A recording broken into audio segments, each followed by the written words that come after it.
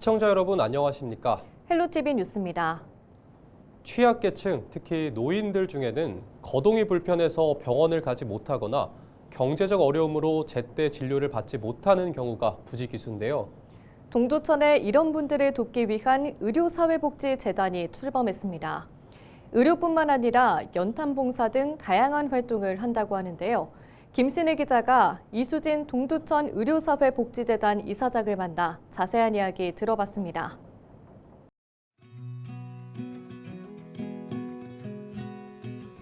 네, 동두천 의료사회복지재단은 여러분들의 힘을 모아서 지역사회 취약계층의 의료복지 증진과 미래세대 육성을 위해서 모이게 되었습니다. 제가 24년도 무궁화 라이온스클럽 회장이었는데 그때 시력봉사를 하게 된 게 계기가 되었습니다. 그래서 그걸 갖다가 연속적으로 조금 더 발전시키고 잘해보고 싶어서 이렇게 재단까지 설립하게 되었습니다.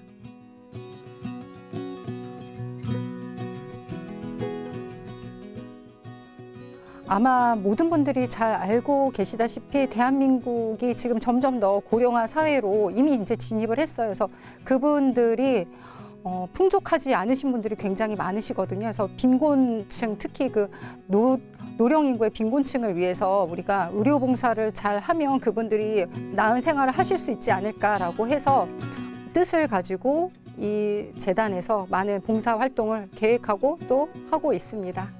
노인복지관에서 추천을 해주시는 어르신들이나 아니면은 시청 복지관에서 추천해 주시는 분들을 선별을 하여서 저희가 병원에 가서 검진을 받게 해드리기도 하고, 그리고 그분들이 수술이나 시술이 필요하시다고 하면은 거기까지도 진행을 하고 있습니다.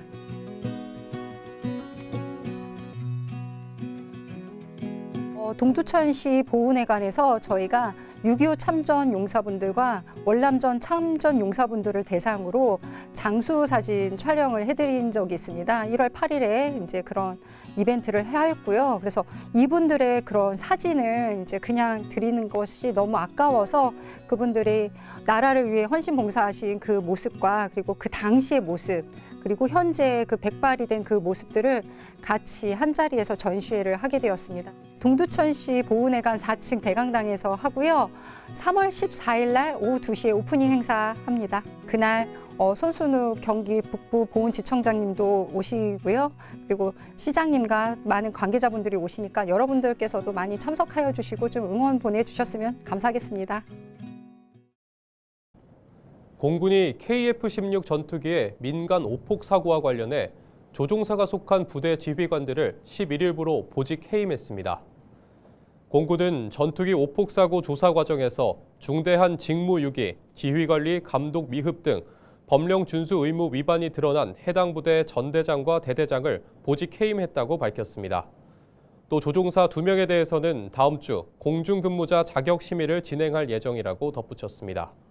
심의 결과에 따라 조종 자격에 대해 자격 해임, 자격 정지, 자격 제한 같은 조처가 있을 수 있습니다. 경기도와 포천시가 지난 6일 공군 전투기 오폭 사고로 피해를 본 포천시를 기회발전 특구로 지정해야 한다고 정부에 촉구했습니다. 경기도는 지난 12일 포천시 기회발전 특구 지정 촉구 공문을 산업통상자원부, 행정안전부, 국방부, 지방시대위원회에 각각 보냈다고 밝혔습니다. 산업통상자원부가 추진하는 기회발전 특구는 지역투자 유치 등을 위해 기업에 세제 등 각종 혜택을 줘 지역 경제를 활성화하는 제도입니다. 포천시는 접경지역이자 인구 감소 지역이지만 수도권이라는 이유로 그간 특구 지정에서 배제됐습니다. 포천시의회는 전투기 오폭 사고와 관련해 입장문을 내고 군 훈련 때 민간 지역 안전 확보를 위한 사전 공지와 주민 협의 절차 의무화 등 4개 항을 군 당국과 정부에 촉구했습니다. 4개 요구 사항은 군 당국의 공식 사과 및 책임자 문책, 민간 피해 배상 및 재발 방지 대책 마련, 사전 공지 등 훈련 방식 및 절차 전면 개편, 훈련장 즉각 폐쇄 또는 이전입니다. 포천시의회는 입장문에서 이번 사고는 사전 고지 부실과 대피 계획 부재, 피해 최소화를 위한 조치 부족은 군의 안전 불감증과 구조적 문제를 그대로 드러낸 사안이라고 밝혔습니다.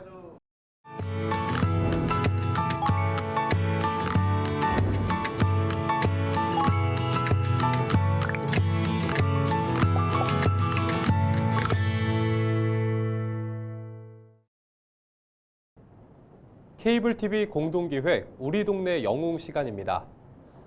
최근 세종시에는 실수로 쓰레기에 섞여 버려진 거액의 현금을 폐기물 처리 업체 직원들이 찾아 주인에게 되돌려준 일이 알려지면서 화제가 됐습니다. 딱한 이웃의 사정을 외면하지 않고 내일처럼 도왔던 이들에게 각종 찬사가 쏟아지고 있는데요. 어쩌면 이들이 쓰레기 더미에서 찾은 건 돈보다는 이웃사랑의 의미가 아니었을까 싶습니다. 작은 영웅들을 SK 브로드밴드 김우순 기자가 만나봤습니다. 지난달 24일 오전 세종시청 자원순환과에 다급한 전화가 걸려왔습니다. 60대 여성이 아들 수술비로 쓸 2,600만 원을 실수로 쓰레기 집합시설인 자동 크리넷에 버렸다며 도움을 요청하는 내용이었습니다. 오전 10시 정도에 그분이 사시는 아파트 관리 소장님한테 전화를 좀 받았고요. 소중하게 쓸 돈을 잘못 투입을 해서 지금 집화장으로 좀 빨려 들어간 것 같다. 어떻게 찾을 방법이 없겠느냐. 강주무관은 곧바로 집화장에 연락해 쓰레기 반출을 중단시키고 안타까운 사정을 전했지만 잃어버린 돈을 찾는 것이 쉽지만은 않을 거라 여겼습니다. 아무래도 직원들은 이제 저희 그 직원들마다 본연의 업무가 있다 보니까 그분들을 이제 그 업무를 중단하고 민원이 이제 요청에 의해서 저희가 도움을 주고자 하는 게 그렇게 쉽지만은 않은 일이거든요. 그러나 이 소식을 들은 집화장과 소각장 직원들은 너나 할 것 없이 팔을 걷어붙이고 나섰습니다. 부모이자 자식 가진 심정은 같았기 때문입니다. 비슷한 어머니 때고 또 다 자식 가진 입장에서 그런 사정을 좀 들었을 때는 최대한 도와줘야겠다는 생각을 좀 가지게 됐습니다. 그렇게 정오부터 시작된 돈다발 찾기 대작전. 칼바람이 부는 영하권의 날씨 속에서도 넓은 공터에 쓰레기를 펼쳐놓고 손으로 일일이 찾는 사람들의 모습이 CCTV에 고스란히 담겨 있습니다. 하지만 이때까지도 진짜로 돈을 찾을 수 있을지 모두가 반신반의했습니다. 자동 크리넷에 빨려 들어가게 되면은 그 내부에서 그 봉투가 그대로 있는 게 아니라 다 찢어지면서 흩어지게 돼 있거든요. 그래서 그 흩어진 돈들이 한 곳에 이렇게 있는 게 아니라 그 박스 전체에 어디에 어떻게 퍼져 있는지를 가늠할 수 없기 때문에 그걸 찾는 게 굉장히 어려울 거라는 생각이 좀 일단 들었었습니다. 저도 사실 찾을 거라는 생각은 안 했었습니다. 쓰레기 양도 많거니와 그때 날씨도 엄청 추웠었고 바람도 많이 불었었거든요. 그렇게 1시간 정도 쓰레기 더미를 뒤지던 순간 5만 원권 지폐 한 장이 발견되자 그 주변에서 잇따라 나오기 시작했고 현장 분위기는 의심에서 감동으로 변했습니다. 처음에는 이게 가능할까도 했는데 한두 장씩 나오다 보니까 충분히 가능하다. 그럼 나도 한번 더 찾아보자. 이런 생각을 갖게 됐습니다. 5만 원, 만 원짜리 찾을 때마다 다들 좀 기뻐하는 마음으로 신받다는 수준으로 다들 소리치면서 이렇게 조금 찾고 했습니다. 이렇게 6시간 정도의 작업이 이어졌고 잃어버린 2,600만 원 가운데 1,800여만 원을 찾아 주인에게 되돌려줬습니다. 이튿날에도 소각장 직원들은 그 주변을 돌며 몇만 원을 더 찾아냈지만 그럼에도 전액을 찾아드리지 못한 안타까움이 더 크다고 말합니다.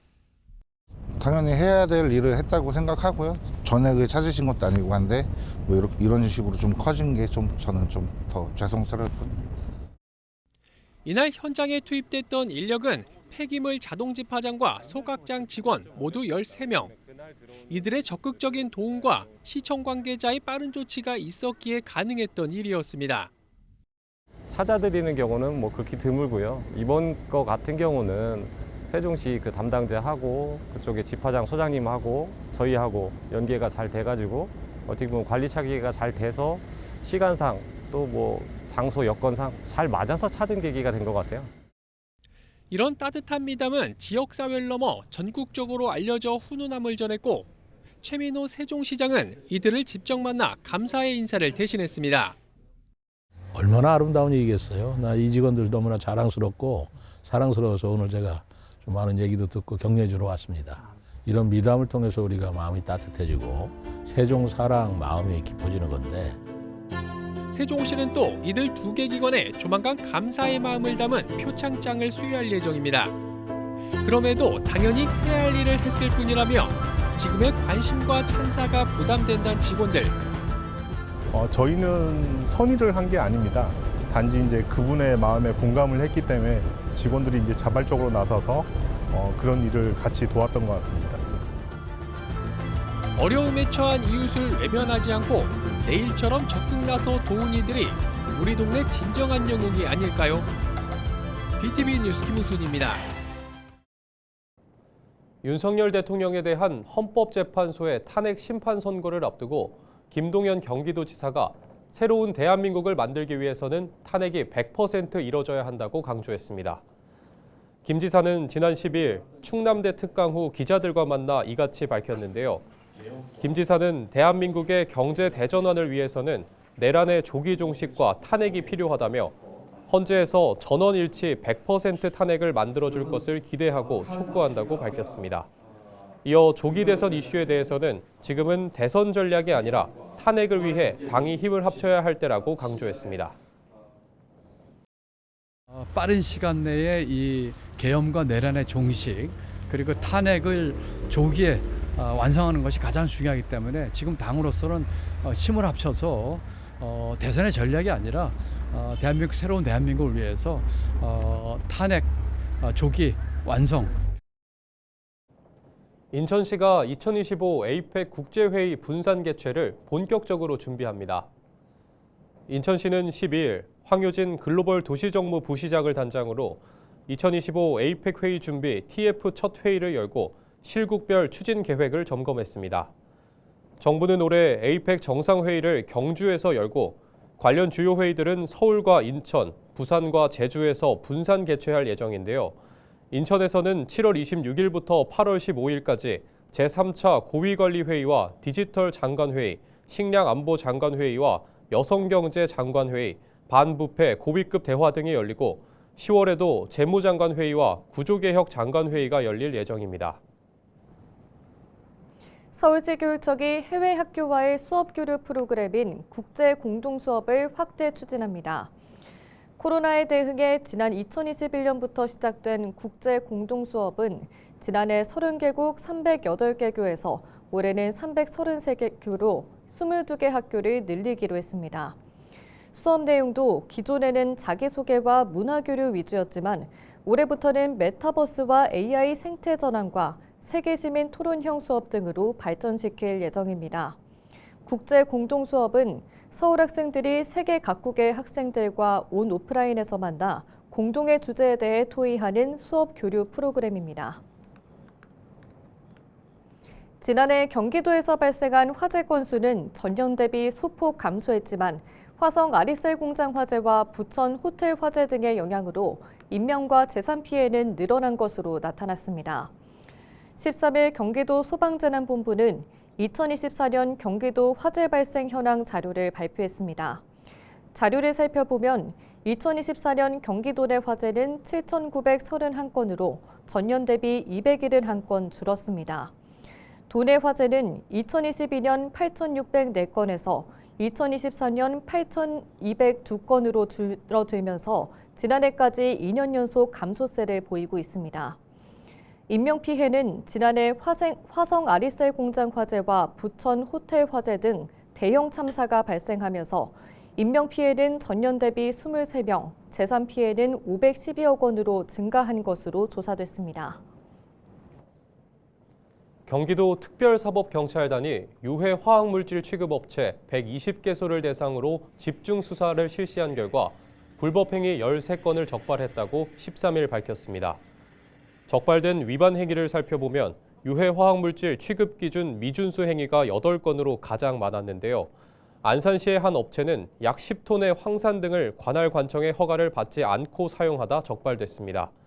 화성시의 한 업체는 비상 샤워 시설이 정상 작동하지 않는데도 부식성 유해 화학물질인 수산화나트륨 등을 사용하면서 영업을 해왔습니다. 이상으로 뉴스를 마칩니다. 시청해주신 여러분 고맙습니다.